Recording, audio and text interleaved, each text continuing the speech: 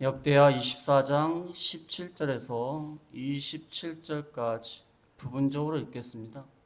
17절에 여호야다가 죽은 후에 유다 방백들이 와서 왕에게 절하매 왕이 그들의 말을 듣고 그의 조상들의 하나님 여호와의 전을 버리고 아세라 목상과 우상을 섬겼으므로 그 죄로 말미암아 진노가 유다와 예루살렘에 임하니라. 그러나 여호와께서 그들에게 선자를 보내사 다시 여호와께로 돌아오게 하려 하심에 선자들이 그들에게 경고하였으나 듣지 아니하니라.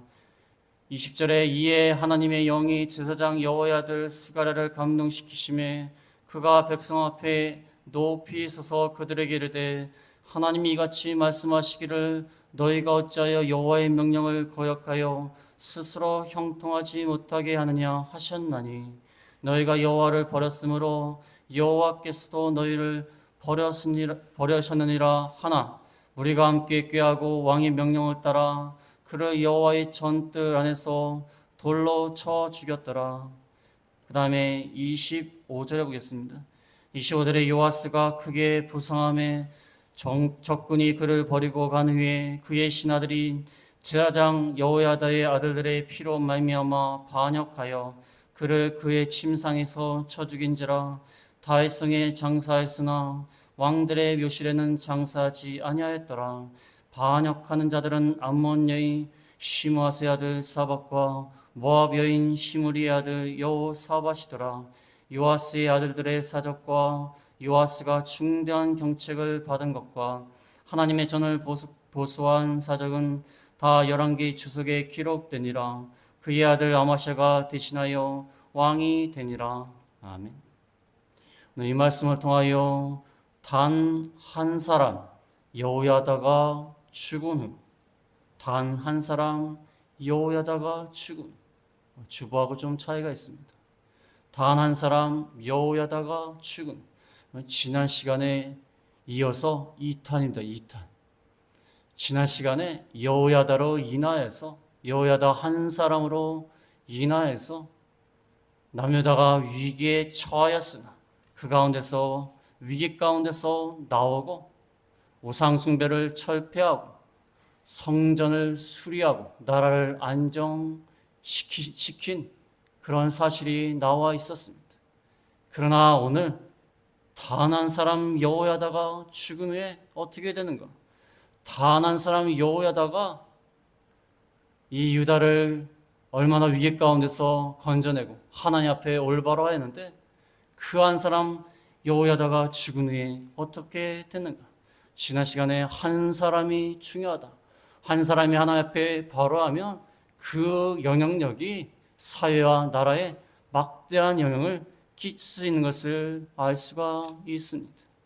여러분이 잘 아시는 만델라는 남아공 최초의 흑인 대통령입니다.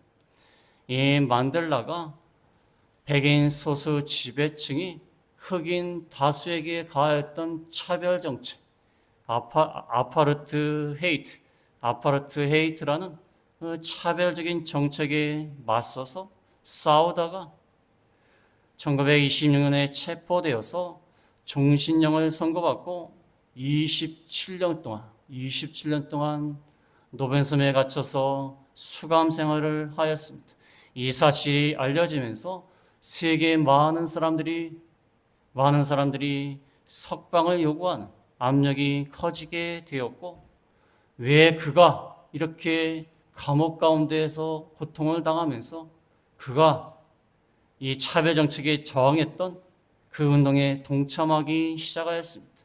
그는 1990년에 석방한 다음에 백인 정권과 평화로운 협상을 통하여서 인종차별 종식을 위한 헌법을 개정하고 선거를 통하여서 남아공 최초의 흑인 대통령으로 당선되었습니다. 이 한 사람으로 말미암아 무려 27년 동안 감옥 생활하면서 그 나라의 차별 정책을 바꿔놓는 위대한 일을 하였습니다. 여호야다도 단 한 사람이 그렇게 바로 서는 바람에 그 유다 백성들이 유다 나라가 위기 가운데서 건져내고 위기 가운데서 나올 수가 있었고 하나님 앞에 바로 할 수가 있었던 것입니다. 그런데 오늘 단 한 사람 여호야다가 죽은 후에 17절 말씀에 여호야다가 죽은 후에 완전히 상황이 바뀌었습니다.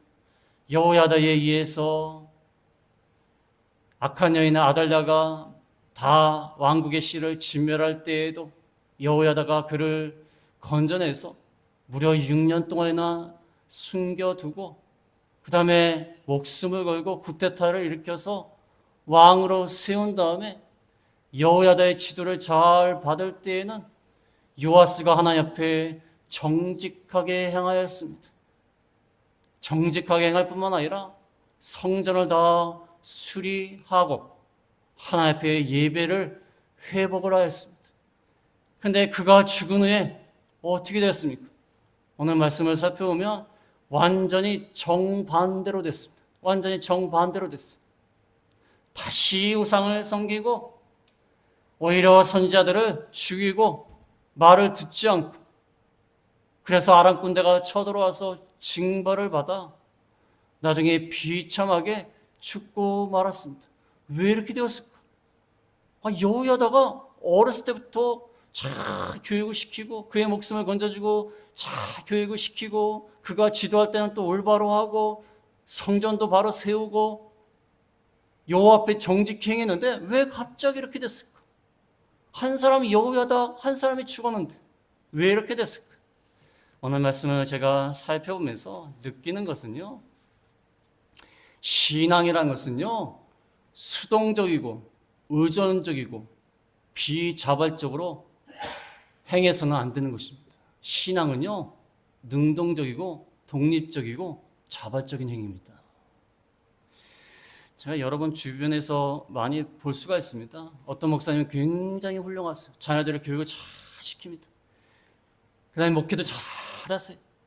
근데 그 자녀 가운데 믿지 않는 사람도 있고 심지어 교회를 대적하는 사람도 있습니다.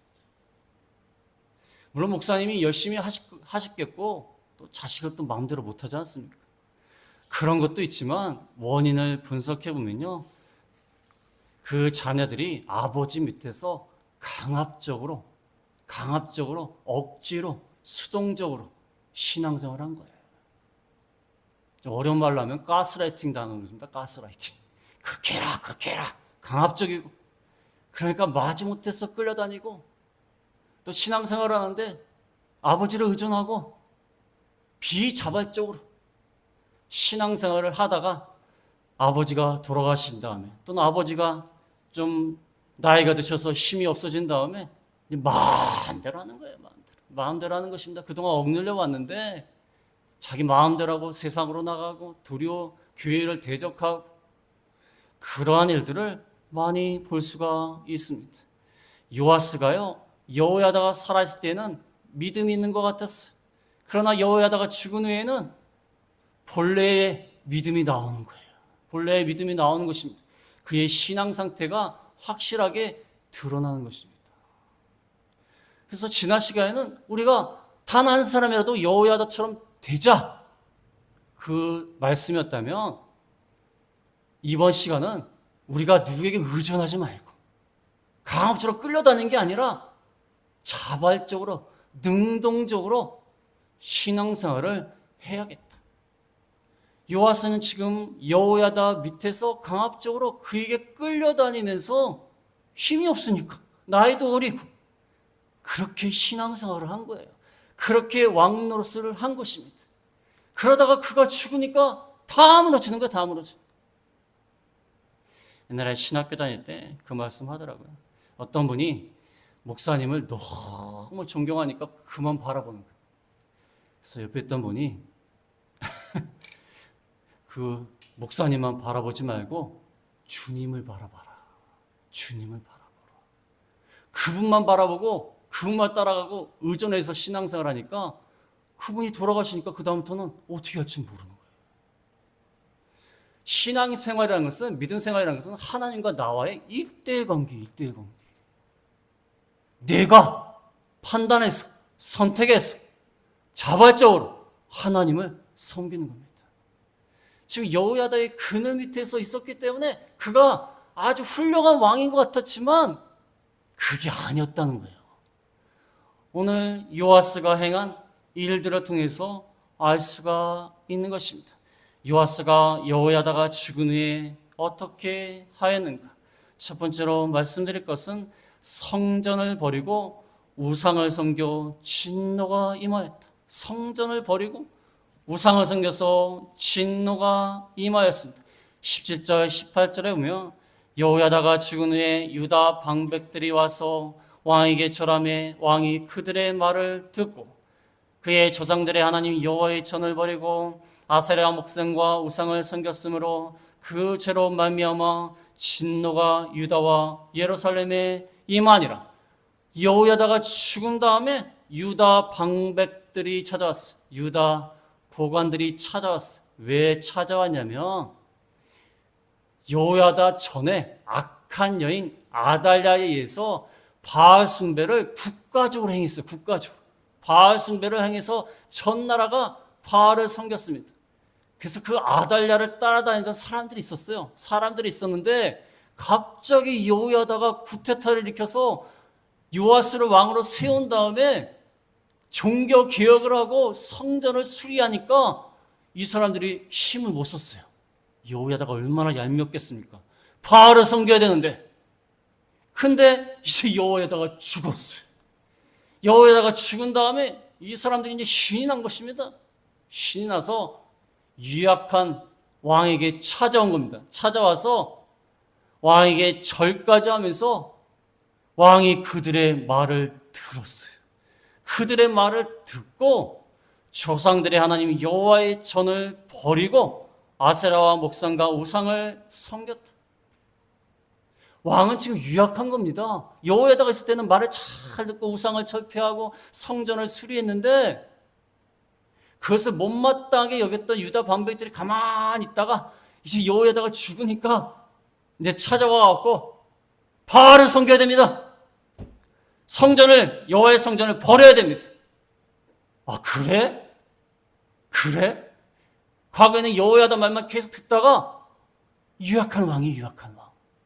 자기 스스로 독립적으로 선택해서 믿음 생활하는 왕이 아니에요. 끌려다녀요. 근데 여호야다 따라다니다가 여호야다가 죽으니까 이제 유다 방백들을 따라가는 거예요. 그래서 성전을 버리고 아세라 목상과 우상을 섬겼다. 아세라 목상과 우상이라는 것은 바알을 말합니다. 바알은 남편이고 아세라는 부인입니다. 부부가 한 신이. 그래서 아세라 목상과 바알 우상을 섬겼어. 그러니까 그 죄로 말미암아 유다와 예루살렘에 진노가 임하였어. 이 말을 통해서 알 수 있는 것은 바알을 숭배하려고 했던 그 세력들의 영향력 하에 많은 백성들이 동조했다는 거예요. 전에는 여호야다가 성전을 수리하려고 할 때에는 많은 백성이 헌금을 했습니다. 그런데 이제는 바알 숭배하는 유다 방백들이 왕을 꼬시고 왕을 잘못된 길로 인도하니까 왕이 그렇게 하자 그러니까 또 백성들도 거기 동조하는 거예요. 주관이 없어요. 주관이 없고 소신이 없습니다. 유약합니다. 백성도 유약하고 왕도 유약하고 뭐 이렇게 하자면 이렇게 하고 저렇게 하자면 저렇게 하는 겁니다. 이리 끌려다니고 저리 끌려다니고. 우리의 믿음 생활이요, 이리 끌려다니고 저리 끌려다니고 그러면 안 돼요. 본인이 강한 결단으로 올바른 길을 걷고자 해야 되는 것입니다. 지금 성전 수리할 때 헌금하던 백성들이 이제는 성전을 놔버리고 우상을 섬기자니까 또 그렇게 하는 거예요. 그러니까 하나님의 진노가 유다와 예루살렘에 다 임한 것입니다. 백성들조차 잘못된 길을 걸었기 때문에. 그래서 여호야다가 죽은 다음에 요아스가 그 유다 방백의 말을 듣고 성전을 다 버리고 우상을 섬기고 그래서 진노가 임한 것입니다. 우리가 누구 말을 듣고 혹하는 것, 어떤 사람이 말을 했냐가 중요한 게 아니라 무슨 말을 했냐가 더 중요한 거예요.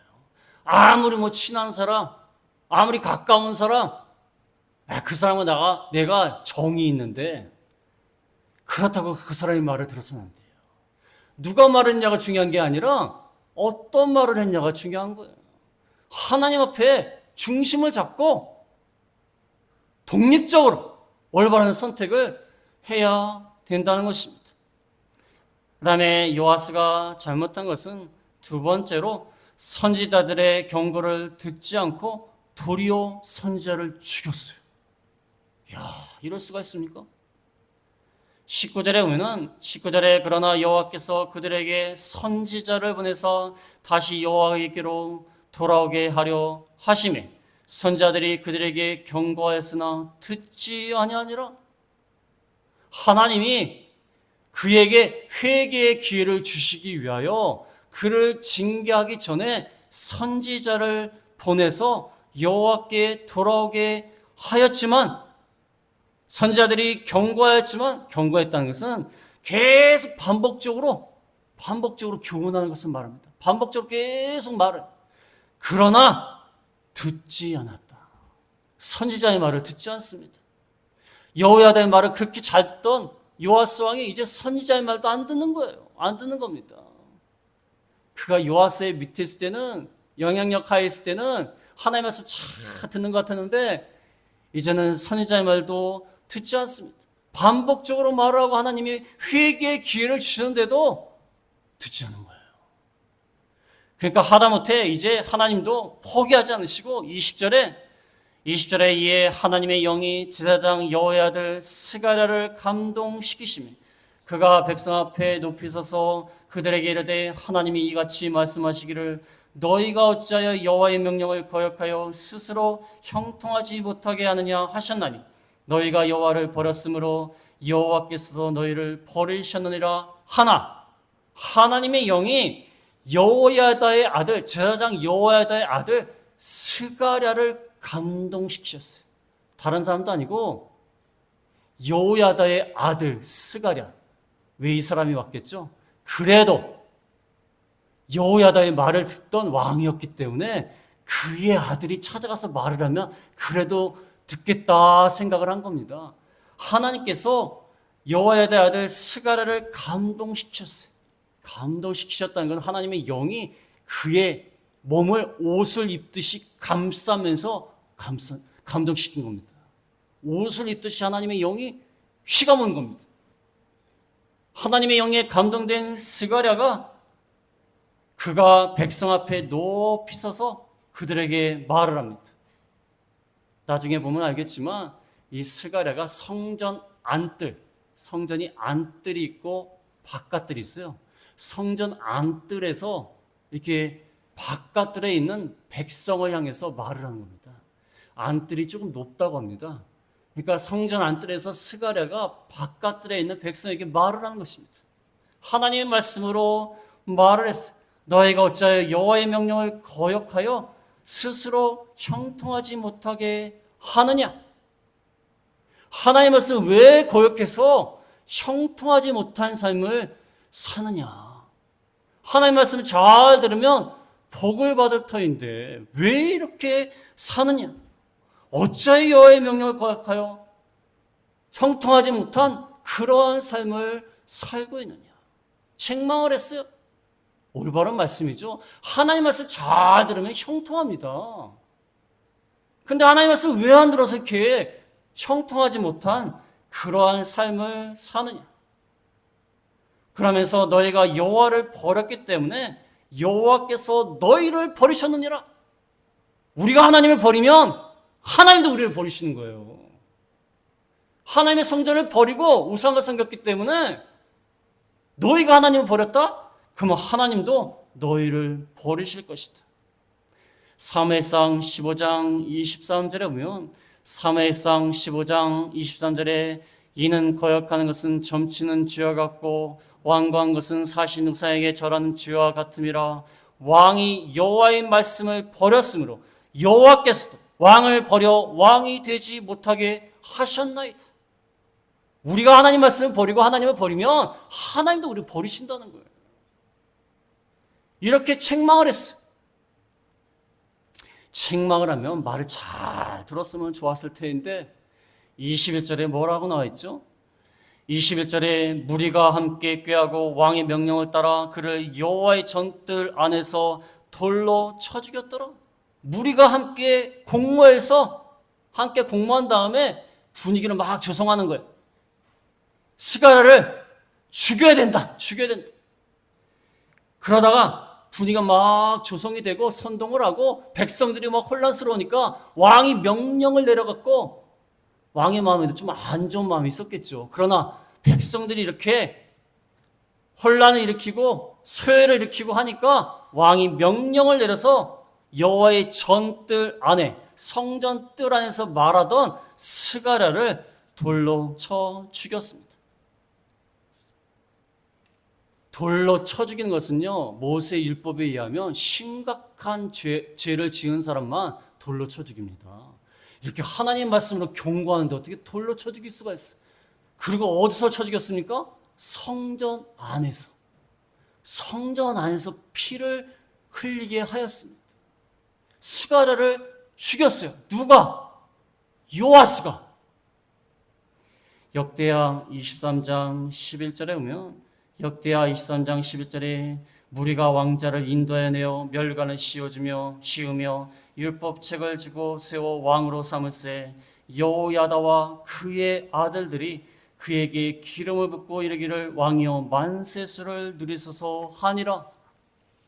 과거에 요아스를 건져낸 다음에 6년 동안 숨겨뒀던 여호야다, 그 다음에 여호야다와 그의 아들들이 구테타를 일으켜서 이제 요아스 그에게 기름을 붓고 왕이여 만세수를 누리소서 하면서 하였던 그 스가랴예요. 여호야의 아들들 가운데 하나인 스가랴예요. 자기에게 기름을 붓고 왕으로 세워준 여호야다와 스가랴, 그 스가랴를 돌로 쳐 죽인 거예요. 얼마나 배은망덕합니까?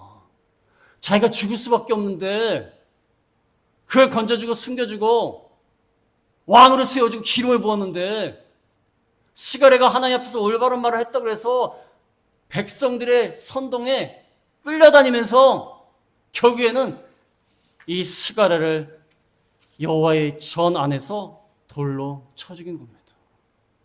이게 얼마나 악한 겁니까? 인간이요, 참 악해요. 그렇지 않습니까? 악합니다. 얼마나 배은망덕합니까? 하나님을 섬긴다는 사람이 세상 사람만도 못하지 않습니까? 세상에서 이렇게 하지 않습니다. 그렇지 않습니까? 이 요아스 왕이요, 굉장히 유약하고 유다 반백들이 하는 대로 백성들이 소동을 일으키니까 왜 끌려다니는 거야. 이게 옳은지 이게 나쁜 것인지 그 중요한 게 아니에요. 하나님 말씀으로 경고를 했는데도 경고를 안 받아요. 신앙의 중심이 없어요. 여호야다에게 끌려다니고 의존적으로 신앙생활했던 그 사람이기에 그가 죽은 다음에는 이리저리 끌려다니면서 올바른 판단을 못하는 것입니다. 그래서 22절에 뭐라고 나왔죠?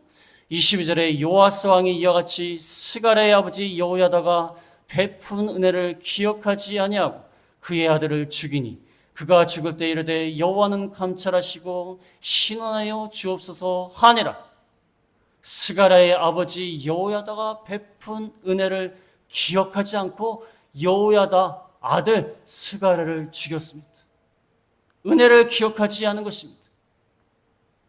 그가 죽을 때에, 스가랴가 죽을 때에 뭐라고 합니까? 여호와는 감찰하시고 신원하여 주옵소서. 얼마나 억울했겠습니까? 죽어가면서도 여호와께서 감찰하시고 잘 살펴보시고 신원하여 주십시오. 하나님의 공의에 따라 그의 죄에 대해서 보응하여 주십시오. 죽어가면서 말하는 겁니다. 얼마나 억울했겠습니까? 자기가 기름을 부어서 왕으로 세웠는데, 지금은 스가랴하고 요아스는요, 거의 아버지와 아들 사이처럼 나이 차이가 많이 납니다. 아버지 같은 사람이에요, 스가랴가. 그런데 그를 억울하게 죽였습니다. 그것도 성전에서. 하나님, 나의 모든 상황을 감찰하시고 이 억울함을 풀어주십시오. 하나님의 공의에 따라 판단하여 주십시오. 그러면서 죽어갔습니다.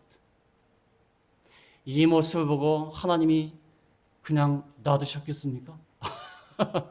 그러실 리가 없습니다. 그러실 리가 없어요. 저도 신앙생활 하다가 뭔가 잘못하면 언젠가 나는 얻어맞겠다 생각을 하다가 하나님이 치시면 그럴 줄 알았다. 저희 자신도 느껴요. 아, 그럴 줄 알았다. 그럴 줄 알았다.